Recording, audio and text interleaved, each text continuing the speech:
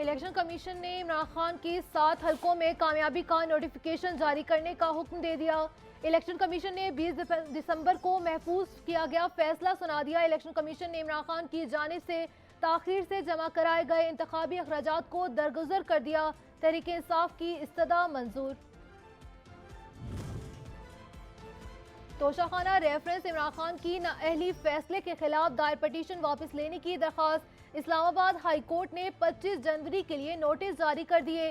Chief justice ने remarks दिए, मरकजी केस 25 जनवरी के लिए रखा है, उसी दिन ही सुनेंगे। बिजली 2 रुपये 20 पैसे फी यूनिट सस्ती होने का इम्कान। नेपरा के मुताबिक CPPA ने बिजली सस्ती करने की दरख्वास्त नेपरा में जमा करवा दी। दरख्वास्त दिसंबर की फ्यूल प्राइस एडजस्टमेंट की मद में जमा कराई गई। नेपरा अथॉरिटी 30 जनवरी को दरख्वास्त पर समाअत करेगा। मुल्क में डॉलर की ऊंची उड़ान जारी, रुपए की कदर में मुसलसल कमी आने लगी।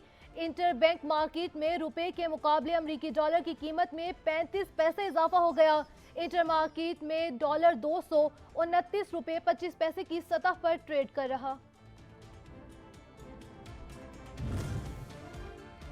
मुस्लिम लीग नून का NA 193 राजनपुर 1 से अमार लगारी को पार्टी टिकट देने का फैसला। पाकिस्तान तहरीक इंसाफ के चेयरमैन इमरान खान ने राजनपुर की नशिस्त पर खुद इलेक्शन लड़ने का फैसला किया। नशिस्त जाफिर खान लगारी के इंतकाल के बायस खाली हुई थी। इस्लामाबाद हाई कोर्ट के चीफ जस्टिस आमिर फारूक की अदालत ने इदारों में बगावत पर उकसाने के केस में स्पेशल प्रोसिक्यूटर तैनाती के खिलाफ शहबाज गिल की दरख्वास्त में स्पेशल प्रोसिक्यूटर को फौरी काम से रोकने की इस्तदा मुस्तरद कर दी।